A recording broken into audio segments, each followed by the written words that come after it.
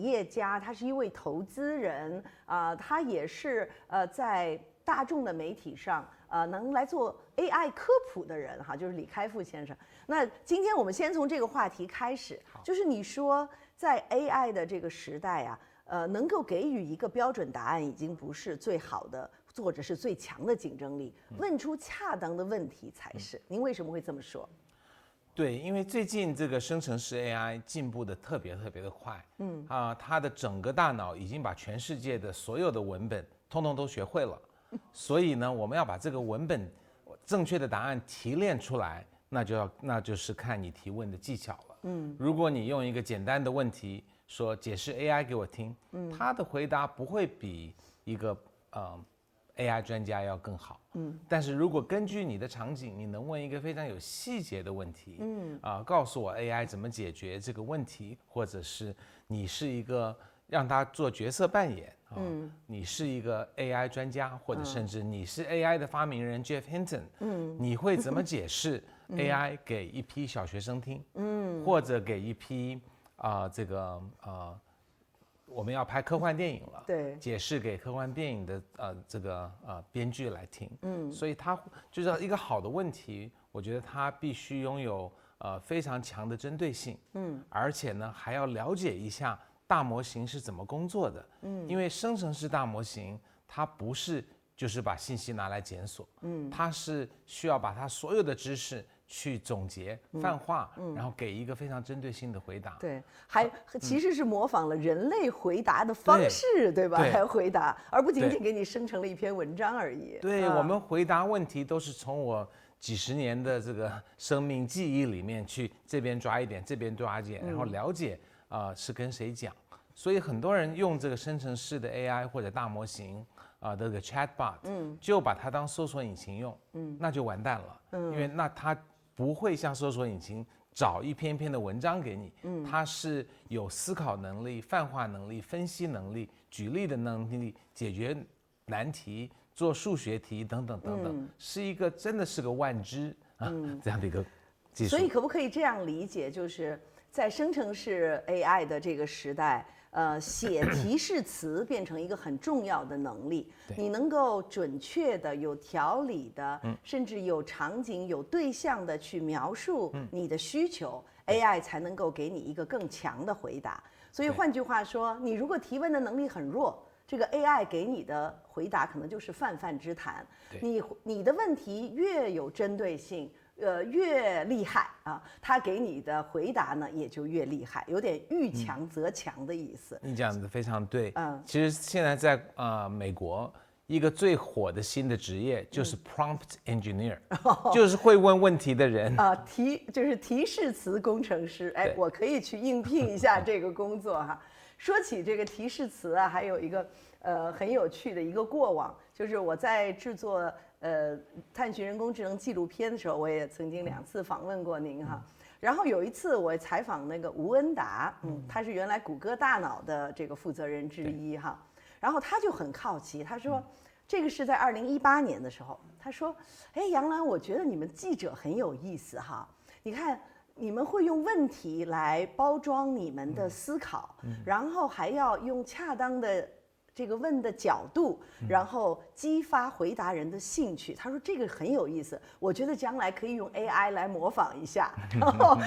我当时就很恐惧，我想哇，这不来抢饭碗了哈。后来我就跟他说，拜托，等我退休以后再研发这个工具好不好？其实 AI 可以做的，比如说我知道可以做。今天采访之前，你可以说我是杨澜，我要采访李开复，对我应该给我10个问题。我知道是这样的，但是我出于人类顽固的自尊，没有采取这样的方式。但是我想说的是，在2018年，吴恩达跟我说这番话的时候，大家还是有一种好像就也许未来能够做到这一点。可是你看今天。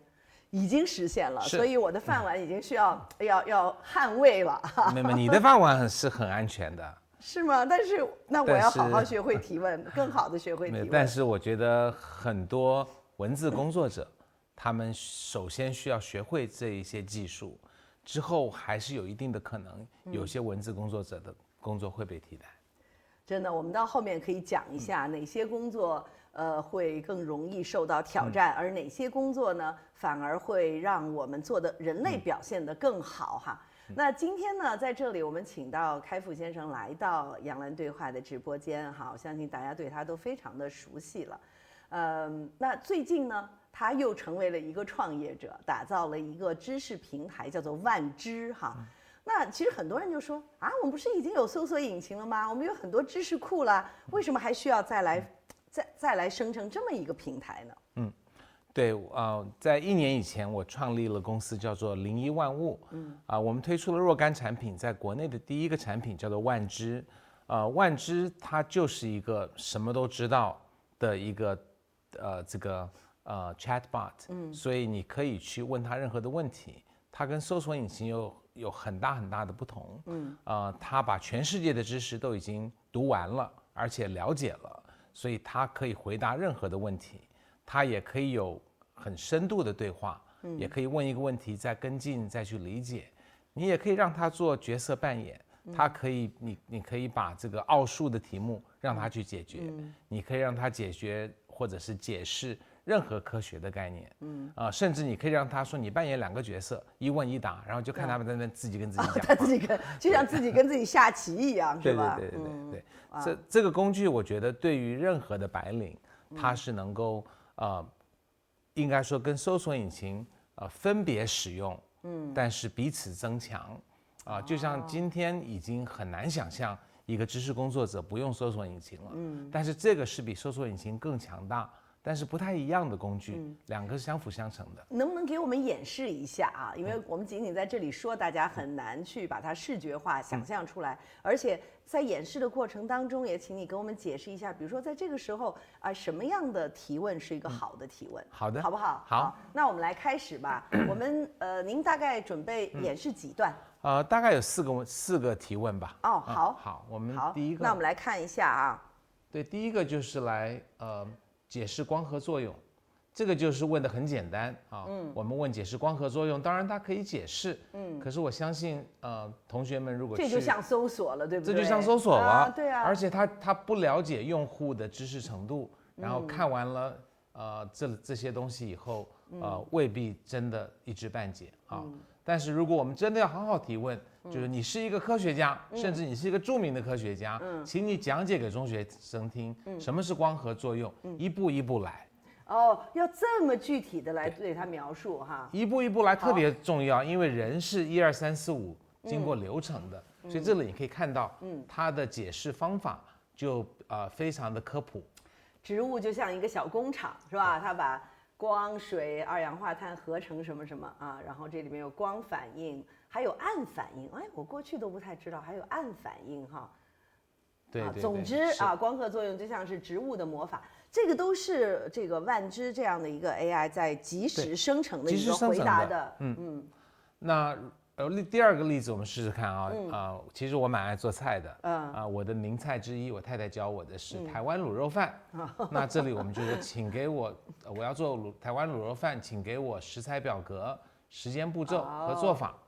然后马上你的食谱就出来了。这个食谱不来自任何一个网页，它是综合了各种的这种内容，而且你可以看到它的这个整个制作的这个流程是非常有序的，一步一步来的。做菜的时候你可能会知道，可以一步一步的跟着它来。对，一边你可能在切肉，一边在准备汤，另外一边在熬卤汁，另外一边在煮的红葱头。它这就告诉你分几块做，最后一共1个小时就可以做好。所以你看，这里就是和我们过去所说的搜索不太一样了啊。